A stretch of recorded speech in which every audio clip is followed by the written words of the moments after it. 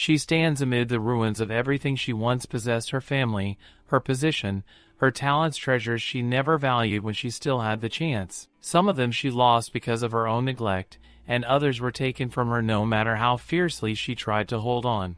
Looking back now, she realizes they were all precious gems, but she only learned their worth when it was far too late.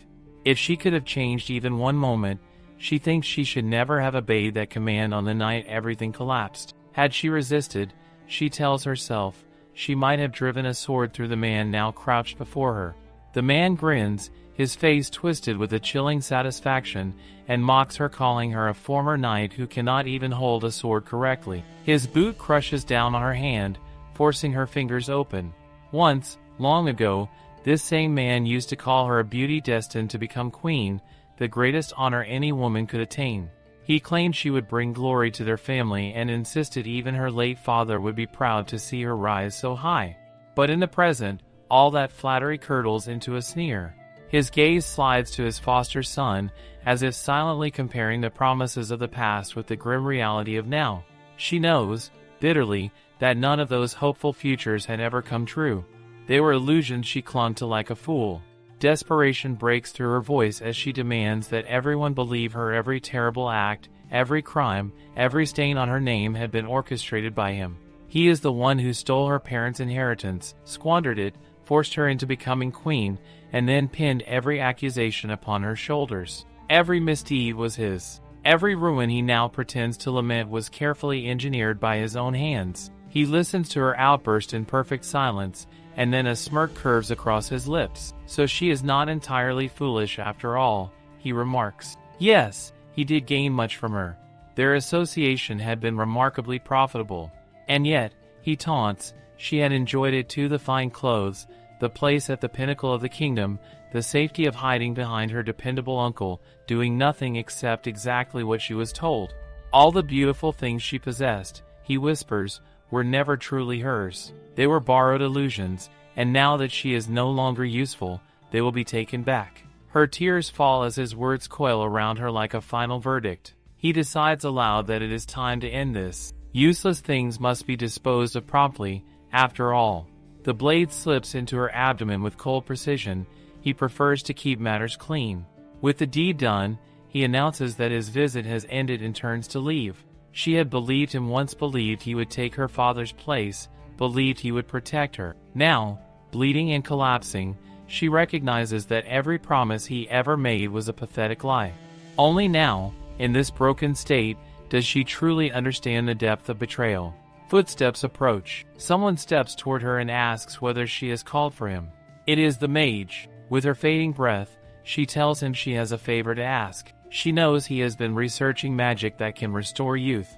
But he corrects her gently: not youth, but time itself. It is a spell that returns a person to the past. At his words she cries out, desperate, insisting she wants to go back, to turn back time. If they want her soul in exchange, they can take it. But the mage shakes his head.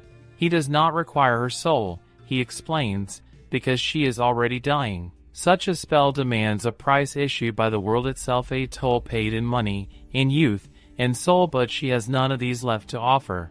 If she has no further requests, he says, he will take his leave. Her lung seize, and she coughs violently. She does not want to die. She truly, desperately, does not want her life to end like this, nothing but spiraling regret. If she had known everything would be stripped from her family regardless, she would have made different choices. She would have given her parents a grandson. She would have told Ezra she loved him. She would have held on to that person too, instead of letting everything slip away. She opens her eyes and the world around her shifts. The familiar ceiling of her old room stretches above her. It is the past. She has truly returned. Outside her chamber, two maids walk down the corridor, their hushed voices carrying an air of sorrow. They wonder whether Lady Serene is still asleep. No one can blame her if she is. She cried for days, anyone would.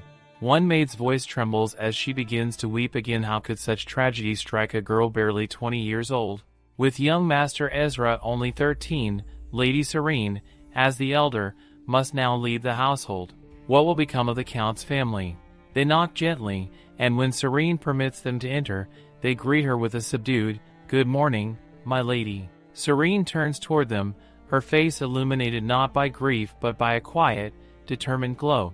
She returns the greeting, calm and poised. Anna moves forward to help her dress. As she adjusts Serene's garments, she hesitantly asks whether her lady is truly all right. Serene answers that she is. Someone must remain clear-headed, after all. She is the head of this house now, and she must prepare her parents' funeral. Her voice does not tremble, though her heart tightens with memories of the grief that once consumed her. At breakfast, she asks the butler about Ezra. He hesitates, for he had always believed she resented the boy after the carriage accident. Carefully, he explains that the young master has not left his room. 13 is far too young to endure such a loss. Though she too lost her parents, the burden must weigh even heavier on him. Serene's chest tightens with regret. Before her regression, Ezra had died at 20, still practically a child. She should have seen his suffering sooner. She silently vows that this time she will not fail him. She instructs the butler that after she finishes breakfast, she will check on Ezra herself to ensure he does not skip meals. Then she adds, firmly, that he must not contact Lord Hunter yet. The butler blinks, confused. She refer to her uncle? Serene answers sharply, does she have any other uncle? But the butler confesses that they have already contacted him. Her temper spikes. She demands to know who gave the order. He explains that he notified the uncle regarding the funeral. Her frustration bursts forth. Why would he seek her uncle for the funeral arrangements when she is right here? She realizes she is overreacting, yet she cannot stop the old fury from clawing up her throat. Back then, she had been so consumed by sorrow that she locked herself away and cried for days. Naturally, they had believed the fragile young lady incapable of handling anything. The butler bows so deeply his voice quivers. He apologizes for misjudging the situation, but the message has already been sent. Her uncle will arrive soon, and once he does, he will attempt to seize guardianship again, swallowing the Count household whole. Until she reaches 21, she has no legal authority. Is she meant to lose everything once more without a fight? No. She refuses. She asks the butler how long it will take for the uncle to arrive. Even with the rough roads, probably a week. That much time still remains. Serene straightens, her decision sharp as steel. She announces that she is the master of this house, and from this moment onward, all matters must be reported to her before action is taken. Then she orders him to prepare a carriage. The butler stammers, bewildered, asking where she intends to go. Serene already knows the answer. Before her uncle comes, she must reclaim what she can, everything he once took from her. She cannot delay. She tells him she is going to the night order. At the counter state, the scene unfolds as Anna expresses her concern to Serene, insisting that Serene should rest a little longer.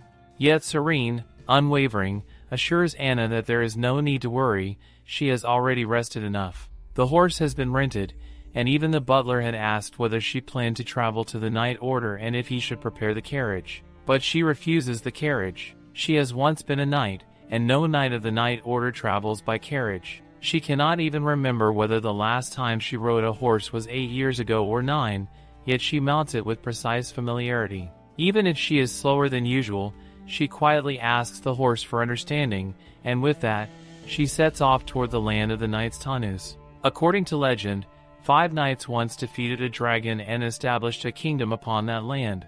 Thereafter, the strongest among them became the king, while the remaining 4 swore their eternal loyalty to the nation. Because of this heritage, nobles of tenant families are obligated to serve in the Legionary Knight Order, defending the kingdom. Including their years as pages, they must serve at least 5 years as knights. In the past, Serene had found such responsibilities suffocating. If possible, she had wanted nothing more than to distance herself from the Knight Order. But now everything is different, for that order has become the place that once gave her a reason to live. It is a place she has learned to be grateful for. As she rides, someone calls out her name, Moana, a knight of the 12th Division. Moana approaches, concerned that Serene is already out at the night order and wondering if she is truly feeling well enough. She explains that she visited Serene's home earlier, but the butler had told her to return later. Serene remembers Moana vividly. The day after her parents passed away, Moana had come to see her, though Serene, unwilling to meet anyone at the time, refused her. Yet that had not been the only time Moana appeared. During the second trial after Serene had become queen, she had been forced to hear the verdict for the criminals, while the entire court turned on her. They accused their queen of bringing men into her chambers every night, disgracing the very title of Mother of the Nation, and went so far as to claim she had an improper relationship with her own blood relative, Duke Ezra. In that courtroom filled with venom and lies, Moana had been the only one to shout in her defense. She had declared that every word against Serene was a lie, that those leveling such charges were damnable liars, and that anyone foolish enough to believe such nonsense must be insane. She had cried out that she knew Serene was not the kind of woman to commit such disgrace. Serene later learned that Moana had been punished for contempt of the court.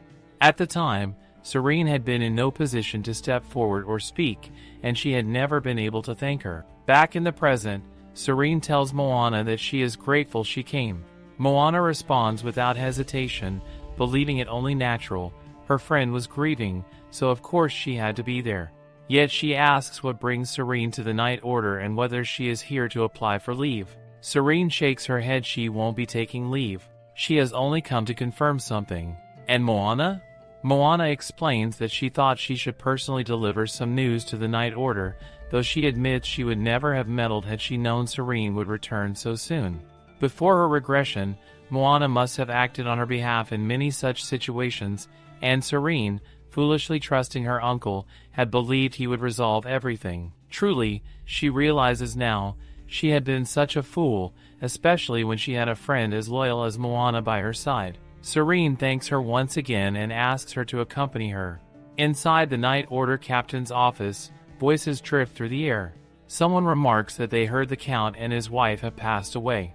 The one speaking is Ash, the captain of the Night Order. He continues, saying he heard it was a carriage accident. Dennis, the vice captain, adds that the pretty hunter's younger brother has just become a page. Ash asks whether he entered through the entrance exam this year.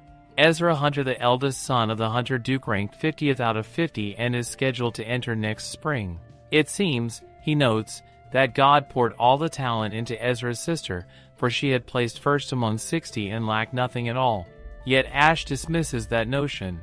For him, talent is meaningless. What truly matters is whether a person has the will to accomplish something. Dennis lightly counters that of course she has the will, she is the Count's daughter. But Ash retorts that whether she is a Count's daughter or a fairy, none of it matters in the Night Order. Elsewhere in the office, someone regretfully tells Serene that there is unfortunately nothing they can do. When it comes to refusing one's appointed guardian, it lies outside their authority. As Serene and Moana step out, Moana immediately asks about this guardian matter. Before Serene can answer, a greeting reaches them. It is Dennis and Ash. Moana moves forward to greet the captain and vice captain, and Serene follows suit.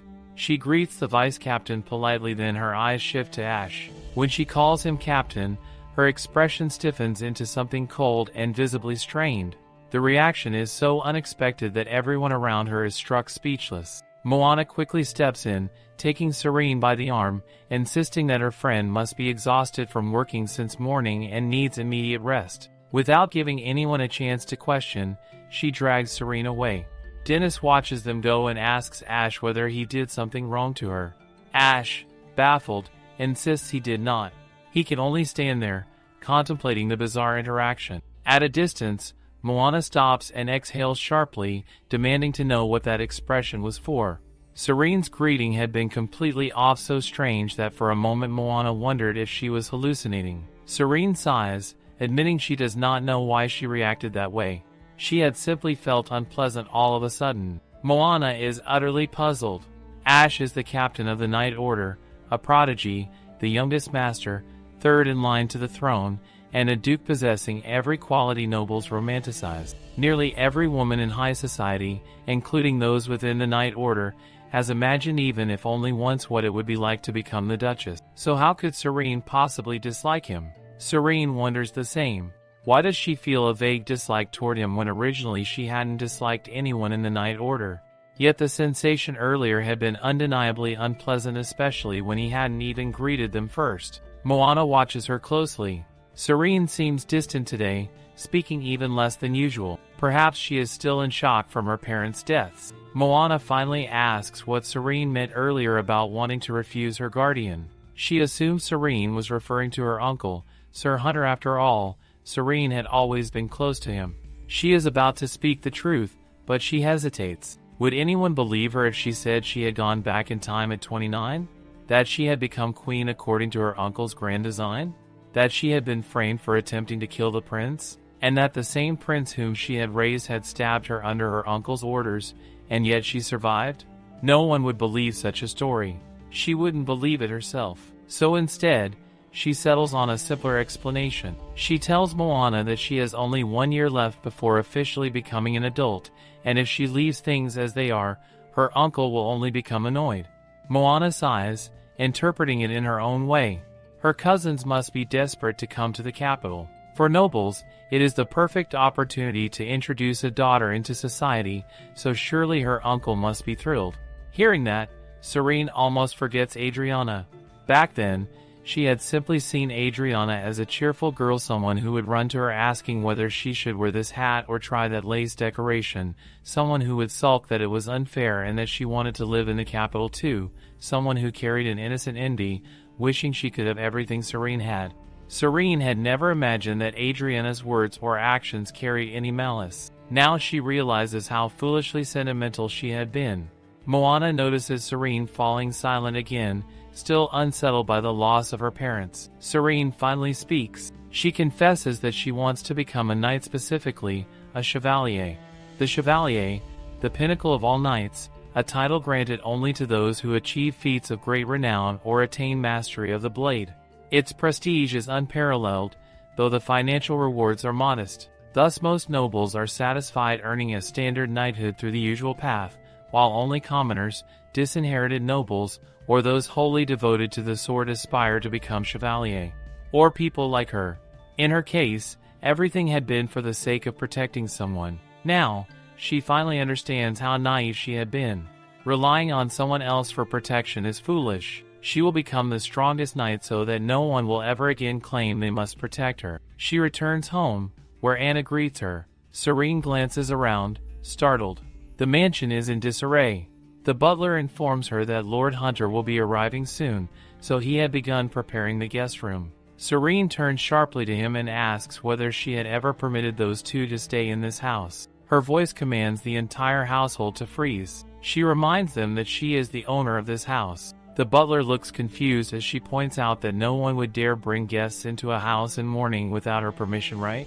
The butler apologizes, but she tells him sternly that this is the second time. He must not disappoint her a third. He nods quickly, promising that everything will be restored, including the sheets and curtains. When a servant asks where they should host Lord Hunter, he replies that there is a separate annex for guests and orders it to be cleaned. A knock sounds at Serene's door. When she allows entry, she immediately asks the butler how much they can allocate for the funeral. Preparations must begin at once, even in the cold. They cannot leave her parents' bodies unattended. He gestures toward the ledger, indicating the list of the man's available funds. The amount is far less than she had anticipated. 8 years spent as queen, and ironically, that very position had prevented her from ever learning how to manage accounts properly. Now, she realizes she must learn from someone, but the troubling question remains, whom can she trust? She studies the figures and wonders aloud how much more they can endure if they push themselves. The butler considers the numbers and reflects that, even if they strain their limits, the amount shown is the support Master Hunter sends every month, 10,000 snow money that is meant to sustain them. She finds herself silently questioning how it is being used to sustain two people living quietly in the countryside. When she asks how such extravagant consumption is justified, the butler explains that since the master's reward went missing this month, it is acceptable, and her uncle will understand the delay. She scoffs at the idea. Even support has its limits, and to think that two people in the countryside have been using funds reserved for the capital's noble households is beyond absurd. She orders the support to be reduced to a quarter beginning next month. The butler stiffens at the instruction, warning that her uncle is to be her guardian, and if he discovers the sudden reduction, no one knows how he might react. Of course, that giddy, self-satisfied man will not remain idle. But she declares that it is fine, he will soon understand that there is simply no money left. The butler presents what remains of the estate's funds. He also produces the seal and the document granting access to her savings, which were originally reserved for her future marriage. She decides she will use whatever she can to honor her parents one final time. In her previous life, she had not even been able to secure the management funds, and she never knew the moment her uncle quietly took them away. This time, she intends to spend every coin necessary for the funeral and memorial service. The next morning, the servants rush about in a flurry, struggling with the household's belongings. Most of the luggage remains as it always was far too much. Adriana questions her father, bewildered by the sheer volume of items they insist on taking, wondering how and why they must transport so much. She complains that they could easily acquire what they need once they arrive and that spending the entire day moving luggage is exhausting. She simply wants to reach the capital. Lord Hunter reminds her that this journey is not a brief excursion of a few nights. They are relocating, and she must endure the inconvenience a little longer. Her frustration disappears instantly as she asks, bright-eyed, whether they are moving to the capital permanently. He assures her that they are. A smirk curls on his lips as he reflects that, now that the house is all but ownerless, it is practically vacant, and he has been waiting for this opportunity. This time, he refuses to let it slip through his fingers. Later that night, she sits alone with the ledger open before her. Her uncle's name appears almost every month, yet most of the entries are so vague she cannot even decipher what they represent. She has never learned how to interpret financial ledgers, and frustration settles in her chest. If only there were someone she could ask. She briefly considers approaching Moana, wondering whether the girl might know how to read these records. A wave of weariness finally gathers over her, reminding her that she must rise early to practice swordsmanship. Accepting that she can make no further sense of the numbers tonight, she decides to go to bed. Meanwhile, at the night order's quarters, someone questions why they must head to the training grounds at this hour. Ash, irritated, points out that they are already making enough fuss first thing in the morning. Dennis insists that Ash needs to witness the scene himself and warns him to prepare to be shocked. Ash grumbles that whatever it is, it cannot possibly be more surprising than the events of the previous day. Dennis bursts into laughter, amused that Serene's attitude has managed to shake Ash so thoroughly. Ash mutters that her behavior was not something a sane person would dare in front of a superior. Dennis concedes she was indeed a bit cocky, but the fact that Ash is still thinking about her proves something. Whether he likes it or not, he is interested. But what kind of interest, Dennis cannot say. Still grinning, he predicts that today will be even better than yesterday and flashes Ash a mischievous wink. When he pushes open the door, golden hair catches the light, fluttering with the movement. Ash's eyes widen as he sees Serene already at work, her sword slicing steadily through the morning air. The moment she hears her name, she startles. She turns toward Ash, visibly flustered, her expression tightening before settling again into another anxious look. Ash scoffs internally at the brevity of her greeting, and she hurriedly offers a more formal acknowledgement to the captain before turning to greet the vice captain with cheerful politeness. Dennis observes that he has not seen her around the training grounds in a long time, not since her days as a page. She agrees, and silently realizes that this must be why she kept feeling eyes on her. Ash's gaze then drifts to her calloused, bandaged hands. He wonders aloud whether she intends to take the promotion exam. Dennis quickly explains that the exam takes place at the end of the year. As she currently belongs to the 12th Division, she should naturally wish to move upward.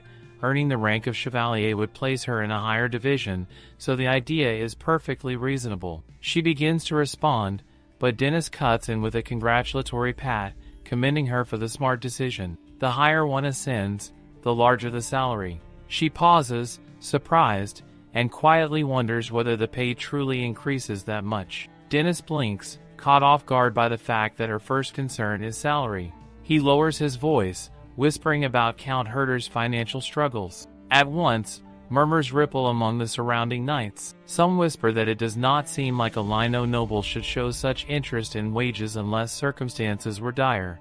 More whispers follow, speaking of rumors that her uncle's business is entirely funded by their household, that all of their money is being funneled into foolish ventures. Each word seeps into the air, sharp as needles, but Serene simply tightens her grip on her sword, determined to carry the weight she could not bear in her previous life. She has never even heard of her uncle running a business, which makes her conclude that either it had always been a lie or everything had collapsed long before she returned.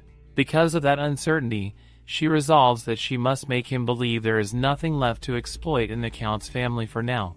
Only then can she quietly rebuild their finances back to what they once were, so that she can continue supporting Ezra until he finally comes of age. Dennis tells her that if she wishes to know how much the salary increases with every advancement, she may stop by his office after training. Too many years surrounded by nobles have trained her to respond with that rigid expression, which makes him sigh as she gives her usual reply of understanding.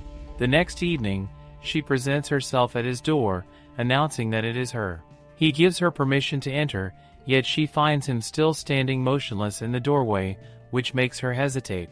She cannot understand why he is blocking the entrance. She wonders aloud if she may come inside, and he tells her she can, but he still does not move. His stiff posture makes him clarify that if she thinks any of this is a joke, it is not amusing. She looks sharply at him, silently demanding to know if he seems like someone who is joking in the first place. Her expression deepens, challenging the situation, because if he is not joking, then what on earth is happening? Only then does he finally step aside and walk further into the room, pointing out that she intends to take the promotion exam. She confirms it. Ash becomes unusually formal as he notes that, according to etiquette, an unmarried man and woman should keep the door open when they are alone in a room.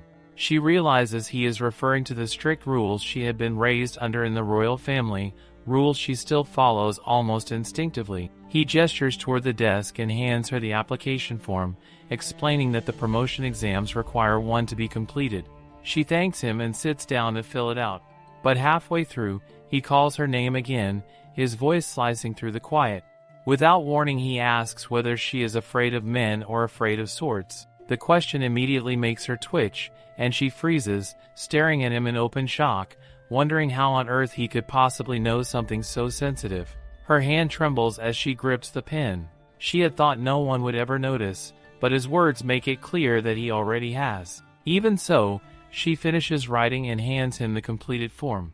He studies it for a moment, then begins explaining in a calm but firm tone.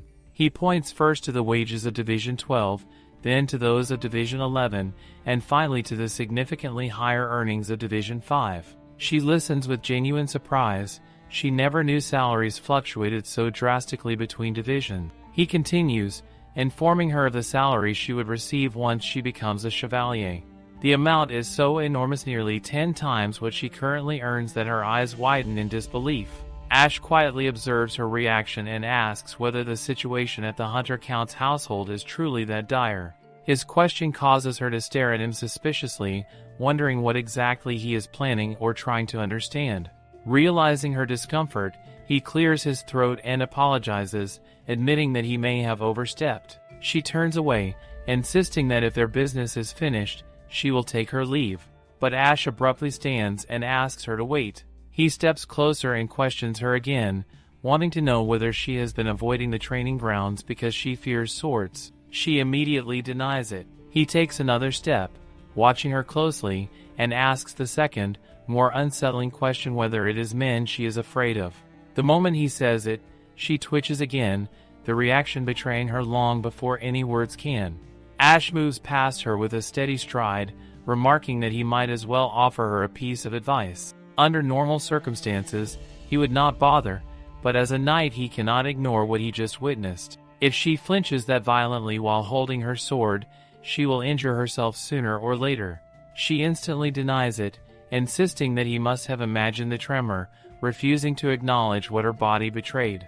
With that, she takes her leave, muttering under her breath about how unbearably irritating he is. Ash watches her go with a faint, exasperated expression, thinking that she remains just as arrogant as ever. Yet beneath the annoyance, he begins to consider her more carefully. She seems uncomfortable around men, and among all of them, she appears to dislike him the most. Later, she returns to sparring when a knight approaches to inform her that her uncle's party will be arriving shortly. She pauses, asking how far along they are. The butler, who brings the message, explains that they have already entered the capital. That means she is finally about to face him, her uncle, Gale Hunter. She instructs the butler to begin the preparations, and then she dresses herself neatly before going to see Ezra. She tells him that their uncle will arrive soon. She has not seen Ezra since the day they returned, so worry has gnawed at her whether he is eating properly, what he has been thinking all alone, and how much he has been hurting. In truth, she herself is frightened to face everything. She assures him that if he does not want to come out, he doesn't have to, he can rest, and she will manage the situation for both of them. With that resolve, she heads out, and Gale soon arrives, greeting her with elaborate warmth. He steps forward and hugs her tightly, lamenting how much she must have suffered on her own and declaring that now he is here, she no longer needs to fear anything. But she pushes him away, confusing him instantly. She tells him that he must be exhausted from such a long journey. He laughs it off, insisting he is not tired at all and that she doesn't need to worry. He has planned extensively for her and Ezra on the way here, and he intends to take charge of everything. But she cuts him off, stating calmly that there is no need. All the funeral preparations have already been completed, only the memorial service remains. Gale freezes, completely thrown off. This is not the reaction he anticipated. He believed she would break down crying, clinging to him as she always used to, leaving him with the role of comforting her. She gestures for him to focus, explaining that now that Uncle Gale and Adriana have arrived, they should summon the priest so they can hold the funeral tomorrow morning. She turns to Adriana and asks whether she has brought black mourning clothes. Adriana's startled expression reveals the truth before she answers she did not. Last time, during the previous timeline's memorial service, Adriana also failed to bring proper attire, causing the funeral to be delayed by several days. But Serene has no intention of allowing that to happen again. Gale objects, saying that holding the funeral tomorrow is too soon. Serene responds that she wishes to send her parents off while their bodies are still in the best condition possible. Gale concedes, saying that if this is her wish, then it is acceptable. Yet he cannot help questioning why she seems so mature.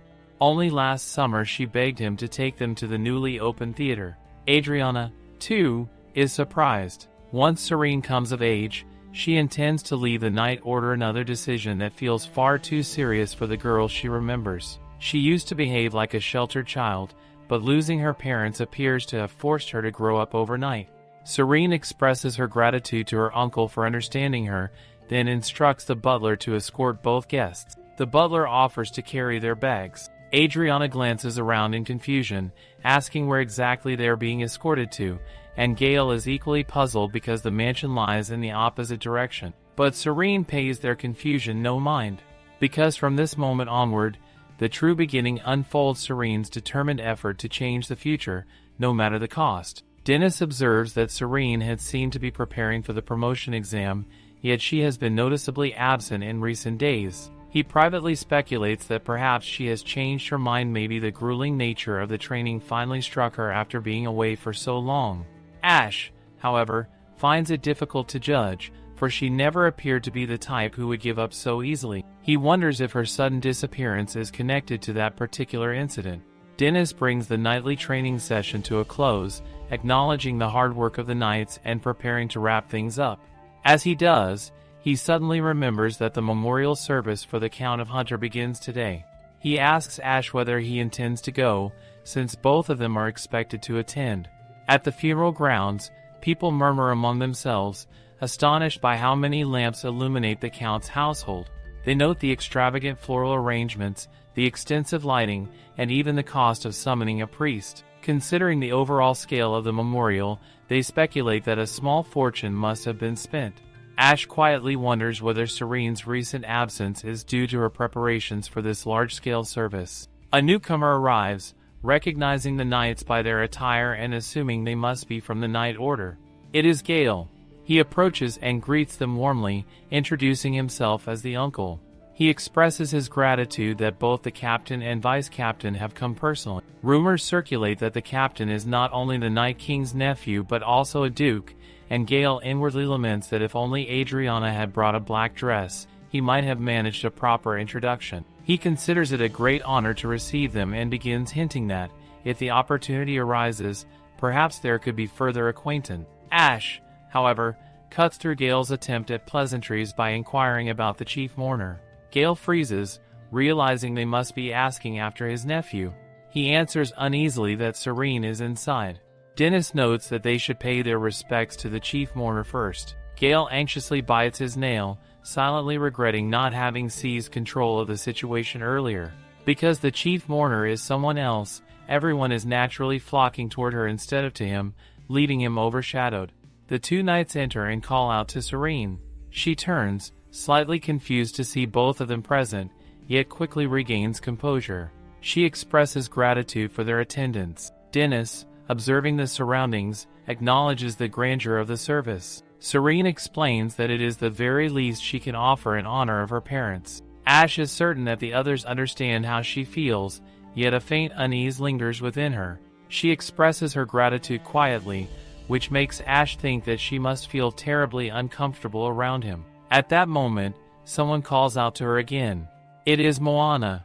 Upon seeing Moana, Serene's face immediately brightens, a soft glow of joy crossing her features. Moana comments on the exhausting effort that must have gone into preparing everything, but Serene dismisses it lightly, assuring her that it was no trouble at all and expressing thanks for her presence. Witnessing her brightened expression, Ash wonders if she can truly produce an expression so genuine, so effortlessly. Ash questions whether Serene has given up on the promotion exam, noting her recent absences from training. Dennis adds that she has not been seen at the training grounds lately. Moana, unable to contain her concern, approaches and embraces Serene, exclaiming incredulously that she must be exaggerating, for Serene trains tirelessly, almost manically, every single day. Serene gently tells her that such dramatics are unnecessary, though Moana presses on, asking whether she truly trains daily and whether she uses the training grounds at the mansion. Serene confirms that she does, prompting Moana to sigh and ask if they even understand how freezing the training hall is. One entire wall opens directly to the garden, allowing the wind to pour in unabated. Dennis inquires whether Moana also trains with her, to which Moana shudders, admitting that she has joined Serene only once or twice. She confesses her absolute disdain for the cold, marveling at how Serene could possibly practice in what she describes as an icebox. Their conversation is interrupted as someone calls out to Serene. She turns to the three of them, politely saying that she should be going, and thanks them once more for coming. As she departs, they all notice that she has been maintaining her rigorous training routine even while preparing for the memorial service. As the memorial service begins, Ash places his wine glass down. Dennis notices and asks where he is going. Ash replies that he is heading to the training grounds, which leaves Dennis puzzled. Upon arriving, he realizes that the place is completely frozen. He frowns, noting that this is far from ideal. If the snowfall begins, Serene's muscles could lock up within seconds while she trains in such condition. Suddenly, someone calls out to Serene. He peeks and sees that it is her uncle.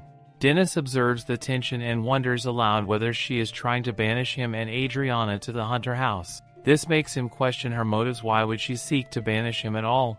Ash watches as he clarifies that, no, it isn't what Ash had assumed, and it strikes him how hurtful it must be for Gale to hear such a misunderstanding. She responds gently, reminding him that the visitors will not be staying permanently and have always resided there during their visits. Gale clears his throat, signaling a shift in the conversation, and suggests they discuss the matter later. His attention then turns to Adriana, who complains that the sleeping quarters are cold. Gale points out the drafty nature of the room, offering reassurance that if things become too difficult for her, she can rely on his support. He emphasizes that he came here specifically to help her, and she expresses gratitude, acknowledging his words. She explains that this time she had to assume the role of chief mourner, but now, with Gale taking on the gardener's duties, both she and Ezra can return to their previous way of living without concern, confident that he will manage everything for them. Ash contemplates Gale's departure, sensing in his words a subtle retreat from personal involvement. Gale announces his intent to leave, and Ash considers waiting until both Adriana and Ezra have gone inside before taking his own leave, but soon Gale exits. As Gale departs, Seeding touches the cloth he had handled, causing her body to tremble. Ash, perplexed by her reaction, notes her shaking and her muttered remark that it is disgusting, struggling to understand her feelings. The following night, Ash cannot shake the image of Serene trembling from his mind. He wonders if he should consider himself fortunate that there exists a man she despises even more than him. Dennis interrupts his thoughts, inquiring about his murmured comment, and Ash explains he was thinking of Serene. Dennis reflects that her circumstances are complicated but understandable, given that she is not yet 21. Ash recalls the unsettling realization during the memorial service that the Hunter family finances are not in good condition. The Count's brother had spent lavishly, prompting Ash to consider the implications. If the man were to become guardian, he might immediately seek to marry a high-ranking noble's niece, consolidating influence over the Hunter family. With the younger sibling still so young, the guardian could control the family for many years, manipulating its assets at will. Meanwhile, some knights converse anxiously among themselves, noting that the sounds of swords clashing make the atmosphere tense and dangerous, and they resolve to leave. Dennis questions the commotion, and they reveal that there was a duel at the training ground between Sir Eugene and Serene. Dennis presses for specifics, and 15 minutes prior, Serene arrives at the night training ground, preparing herself. She recognizes Eugene, and he laughs derisively, surprised to see a young lady there. He assumes she has come merely to observe, and his amusement provokes a glare from her. His mocking tone about her concern for her appearance reminds her of Adriana's earlier warning: relying solely on beauty is fragile, and with her blonde hair gone, she must rely on her own strength. She dismisses his comment with a scoff, drawing her sword, resolute and undeterred. Ash steps into the Night Order chamber, witnessing both warriors fully armed and ready. Dennis accompanies him, blending into the crowd as he observes the duel. Eugene considers whether Serene should be given a handicap, noting the discrepancy between her 12th Division status and his own 6th Division rank. She refuses any advantage, insisting he strike first. He attacks, and she defends with skill, turning aside his blow. The moment passes, and it is her turn.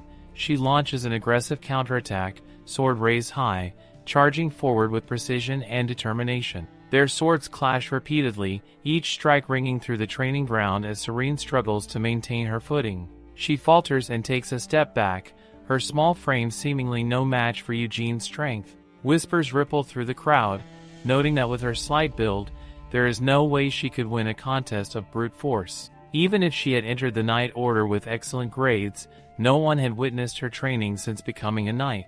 Eugene seizes the moment, attempting to strike her, but Serene counters with a precise attack of her own, catching him off guard. Murmurs arise, doubting her endurance, labeling her efforts foolish and questioning her ability to last long. Despite the criticism, she maintains a tense, determined expression, refusing to give in. Eugene mocks her, insisting that now is not the time to show off, and slashes at her shoulder. The cut is enough to make Ash's eyes widen in surprise. Dennis observes cautiously, noting Eugene's suspicious aggression, warning Ash not to react hastily to every minor provocation. Sean interjects, telling Eugene that it is he who is showing off, not Serene. Regaining her composure, Serene counters, launching a powerful strike at him. Her strength is impressive, yet she begins to hear the mocking voices again, warning that she will not last long. Realizing she cannot match his brute force head-on, she adapts, relying on speed instead of strength. Her movements become sharper, faster, instinctively exploiting every opportunity. Ash watches with a growing smile, recognizing the talent she has always possessed. Her next attack lands flawlessly. Eugene trips and falls, stunned as she presses her sword to him, demanding if he still dares call her young lady. Her face is tense, resolute, as astonished onlookers whisper that it is unbelievable she has won. Applause breaks out, filling the chamber with admiration. Ash acknowledges the skill displayed, calling it a good spar. Serene extends her hand to Eugene, helping him to his feet, leaving him blushing and frustrated that he had let his guard down. She notes to herself that from now on, she should tie her hair tightly before training, reflecting that the loss of her beautiful hair is a small price to pay for her victory. Laughter echoes around her as people comment on the situation, but it triggers a memory of the old king's words, accusing her of being no fun when it comes to shedding blood. Frustration flares within her, and with a decisive motion, she cuts off her hair, the strands scattering in shock and disbelief around her. She hands the hair to Ash, declaring that there is no need to tie it anymore. Her glare sweeps across the other knights, admitting that she has lived a foolish life until now, that the laughter of others will no longer define her. Dennis observes, noting that mistakes have clearly been made regarding underestimating her. Ash turns to Eugene, reminding him that sparring with live blades without permission violates the rules, emphasizing that the permission for this session came from cleaning the training grounds. Eugene protests, pointing out that Serene also used a live blade, and Ash confirms that she will face separate consequences for that action as well. Mona, witnessing the aftermath, is flustered and distraught, staring at the absence of Serene's golden hair. She sends someone to summon a healer after noticing a scratch on Serene's hand. Serene calmly assures her it is just a minor scratch, but Moana begins to cry, overwhelmed by the loss of Serene's hair and the thought of who could have caused it. Serene tries to explain that no one specifically harmed her, that she cut her hair herself at the captain's instruction to tie it up properly. The misunderstanding escalates as onlookers murmur in outrage, shocked that the captain could command such a thing of a lady. Serene watches the growing panic, recognizing the misconception but knowing it must be corrected, understanding that her actions have been misinterpreted and the truth must be made clear. Serene runs her fingers along the shortened length of her hair, still unaccustomed to the drastic change. She has lived her entire life with long hair, and the sudden absence feels strange and almost foreign. A fleeting thought crosses her mind. Instead of giving it away, she could have sold it. At that lunch, she might have made a small fortune. Yet she knows, with absolute certainty, that Gale has probably already discarded it. She reminds herself repeatedly to maintain her composure around him, but the moment their eyes meet, a surge of resentment rises unbidden. She knows there is no tangible reason to harbor such feelings, yet the emotion overwhelms her nonetheless. Someone in the distance shouts, and it is Anna, crying out in alarm. Serene watches her, understanding the intensity of the situation, while back at the mansion, Gale scoffs at the notion of any remaining wealth. There isn't even a single gold bar left in the family vault, he mutters, his tone tinged with disbelief. Just then, he receives word that Serene has arrived. Arnold notices the bandages wrapped around her and is startled, but Serene immediately gestures for him to calm down. Gale greets her with a measured comment about perfect timing, explaining that the world is missing and she should go search for it. Confused, she asks what he means by the world. He explains that there must be another one somewhere in the house besides the study and the bedroom. Serene scoffs, noting that he has already inspected both the study and the bedroom. The butler apologizes, admitting he could not prevent Gale from checking further. Gale questions the necessity of stopping him, and Serene responds that after all, he is her guardian and must be aware of the household's assets to properly plan for her and Ezra's future. Gale's attention then shifts to her appearance, questioning the drastic shortening of her hair and remarking that she now looks like a boy.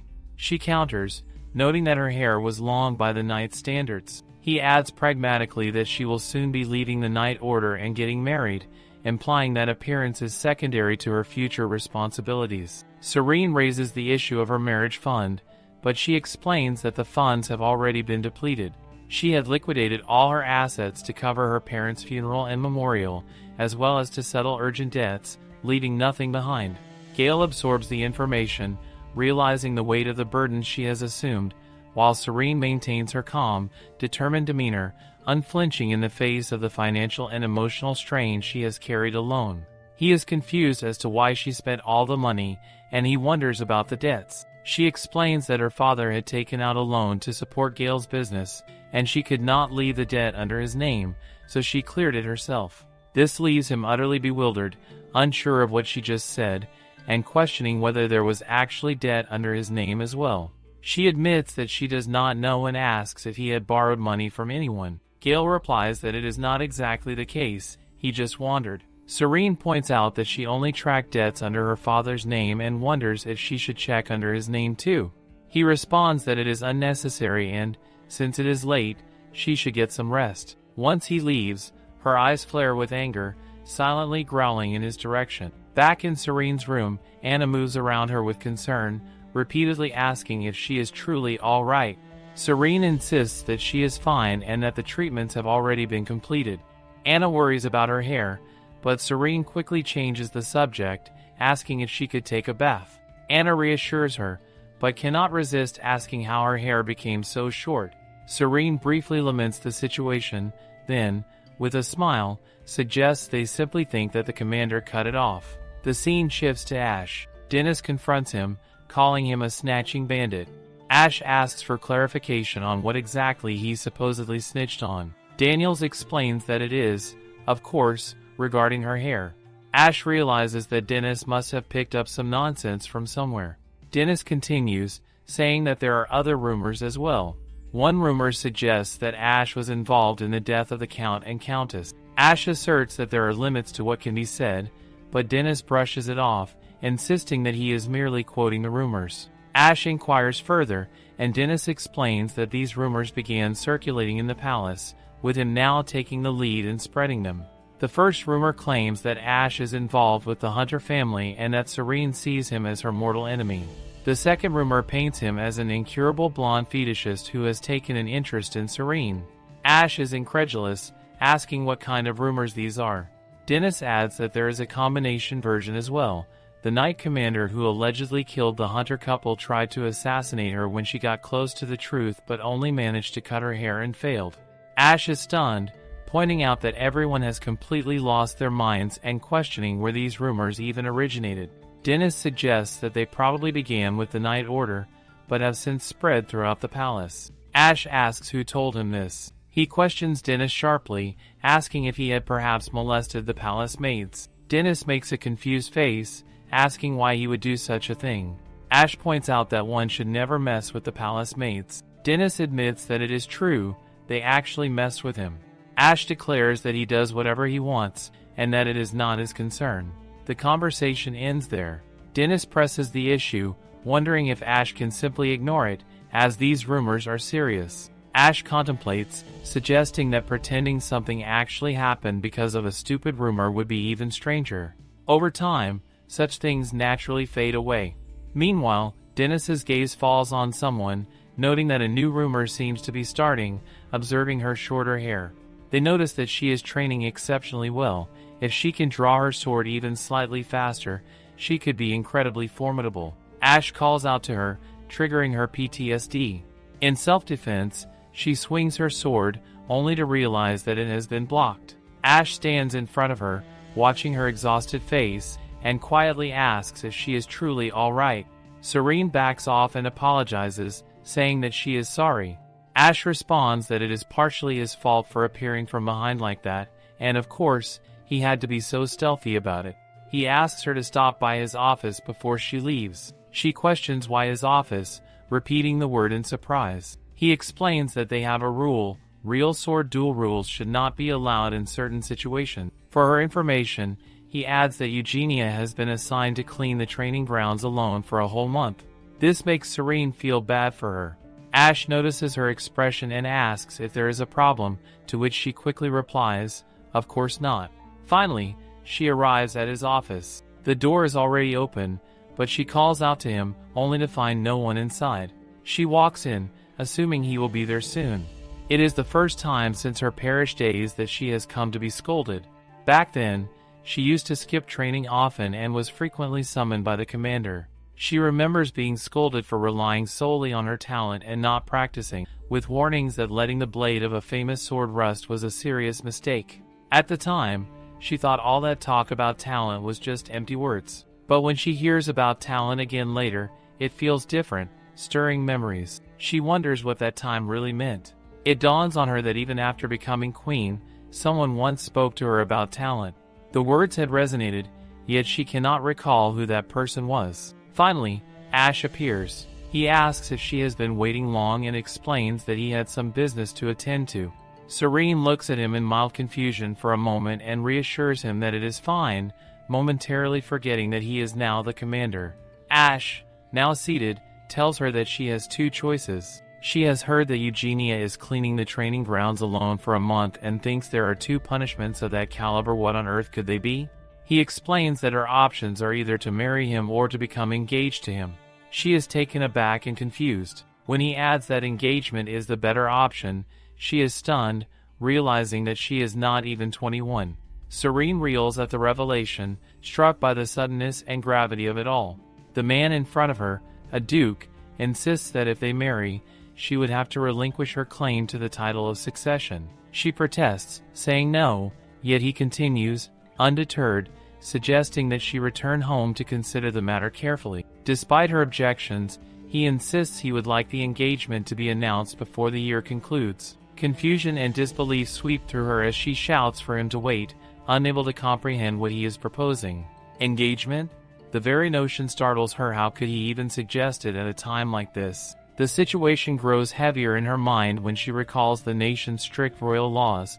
A queen consort must be entering her first marriage. A broken engagement could jeopardize that entirely. If she becomes engaged to the duke, her path to queenship would be irrevocably blocked. He observes her unease and remarks that, unfortunately, the current state of affairs seems to confirm this. He questions her desire to become a queen, and she hesitates, insisting it is not her intention.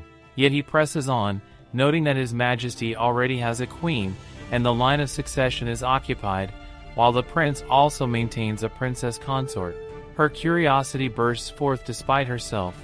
She asks if the queen is truly still alive, and his sharp response reminds her of the disloyalty implicit in the question. She quickly averts her gaze, clarifying that she never intended such disrespect,